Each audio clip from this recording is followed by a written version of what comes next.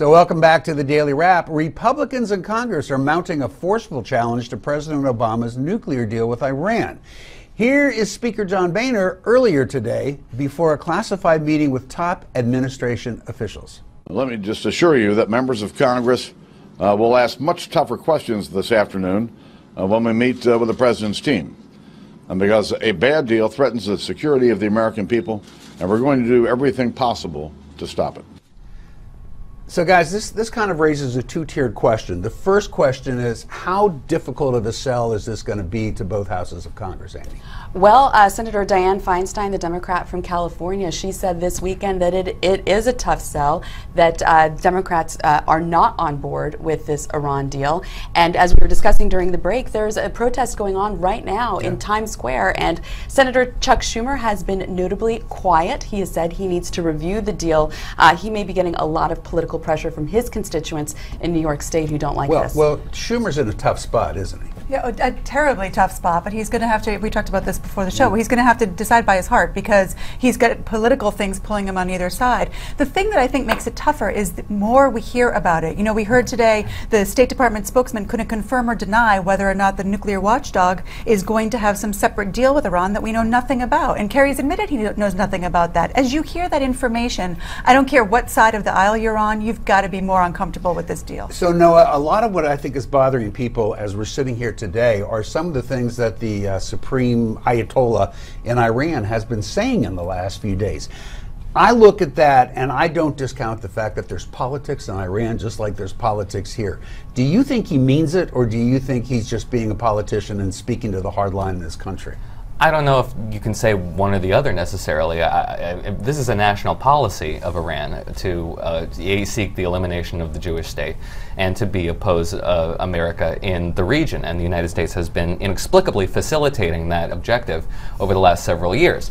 As far as political support in this country goes, you said Senator Dianne Feinstein, Chuck Schumer, who's positioned himself as a pro-Israel Democrat, who's in a real, as you said, tough position, and also Ron Wyden, who is an Oregon Democrat, is about as liberal as you come, and he's come out and said he's had some really serious issues with this deal, and it has everything to do with the fact that the administration went around Congress and right to the United Nations in order to present this as a fait accompli. That's going to backfire, and it's going to have a real problem for this Iran deal. Every step of the way, the administration has been treating this as you know, a fait accompli and by fiat. That this is a treaty; it should be getting 2/3 vote approval in the United States Senate. I actually agree with that. And the administration has been trying to avoid the democratic process. So my prediction. It's going to fail in both houses on the first vote. The president's they're going to pass a measure to keep the sanctions on. The president's going to veto it, and that will be the fight. I think the president wins. Now, of course, Donald Trump isn't going to sit by and let this debate happen without joining in. So he did weigh in today on the Iran nuclear deal. You look at this Iran deal, which is a total disaster, and we don't even get our prisoners back. We give them a scientist, as you know, which just came out. But we don't get our prisoners back because they said it was too complicated to ask. Well, it's really terrible.